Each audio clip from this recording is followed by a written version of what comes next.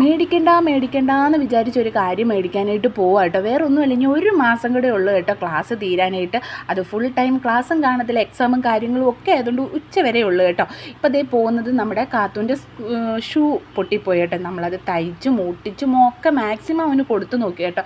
പക്ഷേ കുഞ്ഞ് സ്കൂളിൽ പോയിട്ട് തിരിച്ച് വരുമ്പോഴത്തേക്കിന് അതെല്ലാം പോവും കേട്ടോ. കളയുന്നതല്ല, അതെല്ലാം പോവും കേട്ടോ.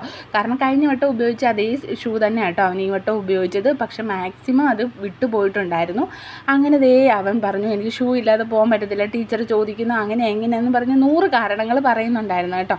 അപ്പോൾ എന്തായാലും ബ്ലാക്ക് ഷൂ മേടിക്കാം എന്ന് കരുതി കേട്ടോ. അപ്പം നമ്മൾ മേടിക്കാതെ എങ്ങനെയും കൊണ്ടുപോകാമെന്ന് വിചാരിച്ചതാണ്. അപ്പോൾ അവന് സ്കൂളിലെ പ്രോഗ്രാമിനും ബ്ലാക്ക് ഷൂ ഇടണം. അപ്പോൾ പറഞ്ഞു, ഞാൻ ഡാൻസ് കളിക്കുമ്പോൾ കീറിയ ഷൂ ഇട്ട് എങ്ങനെ കളിക്കും എന്നൊക്കെ ചോദിച്ചിട്ട് നമ്മൾ ഷൂ മേടിക്കാനായിട്ട് ഒരു ഷോപ്പിൽ കയറിയിട്ടുണ്ട്. ഇപ്പോൾ സ്കൂള് തുറക്കുന്ന ആ ഒരു സീസൺ അല്ലാത്തത് കൊണ്ട് അവിടെ കുറച്ച് ഷൂവേ ഉള്ളൂ, സ്റ്റോക്കേ ഉള്ളൂ എന്ന് അവർ പറഞ്ഞു. അതുകൊണ്ട് അളവ് കാണുമോ എന്നറിയില്ലെന്ന് പറഞ്ഞു. അങ്ങനെ നമ്മൾ ഓരോന്ന് ഇട്ട് നോക്കുക കേട്ടോ. അപ്പം നമ്മൾ വിചാരിച്ചു കുറച്ച് വലിയത് അവന് മേടിക്കുവാണെങ്കിൽ അടുത്ത വട്ടം കൂടെ ഉപയോഗിക്കാമല്ലോ. ഒരുപാട് വലുതല്ല, കുറച്ച് വലുത് മേടിക്കുവാണെങ്കിൽ ഉപയോഗിക്കാം. അപ്പോൾ ആദ്യം പുള്ളി ഇതെല്ലാം ഇട്ട് നോക്കി എല്ലാം ഓക്കെ ആണെന്നൊക്കെ പറഞ്ഞു കേട്ടോ. അങ്ങനെ ഏട്ടൻ പിടിച്ചു എല്ലാം ഒന്ന് നോക്കുക കേട്ടോ.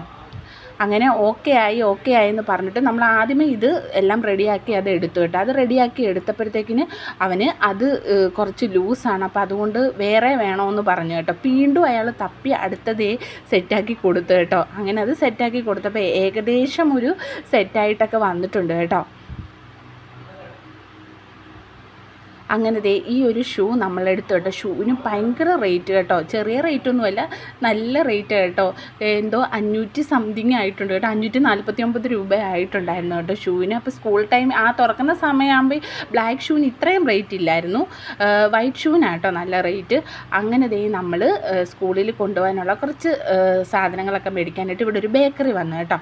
അപ്പം ഈ ഒരു ബേക്കറി നമ്മൾ കൂടുതലും മേടിക്കുന്ന കേട്ടോ. ഇവിടെ എല്ലാം ഇവർ തന്നെ ഉണ്ടാക്കുന്ന ഒരു സാധനങ്ങൾ ഉണ്ടാക്കുന്ന ബേക്കറി ആട്ടോ. അതുകൊണ്ട് ഇവിടുത്തെ എല്ലാ ഐറ്റത്തിനും ഒരു പ്രത്യേക ടേസ്റ്റ് ആട്ടോ.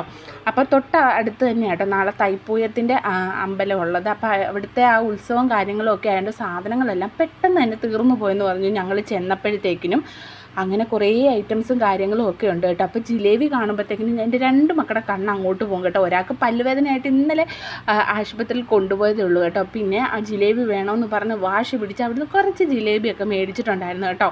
അവർക്ക് 2 പേർക്കും ജിലേബി ഭയങ്കര ഇഷ്ടം കേട്ടോ. മുട്ടായി ഒന്നും ഇത്രയും തിന്നത്തില്ല, പക്ഷേ ജിലേബി കിട്ടിയാൽ ഭയങ്കരമായിട്ട് തിന്നും കേട്ടോ. അങ്ങനെയാണ് അവൻ്റെ പല്ല് മുഴുവനും പോയത്. അങ്ങനെ പോകുന്ന വഴിക്ക് ഏട്ടൻ ഫുഡൊക്കെ മേടിച്ച് തന്നിട്ടുണ്ടായിരുന്നു കേട്ടോ. അങ്ങനെ ഫുഡൊക്കെ കഴിച്ച് ഞങ്ങൾ വീട്ടിൽ പോയി. Tata bye bye, see U.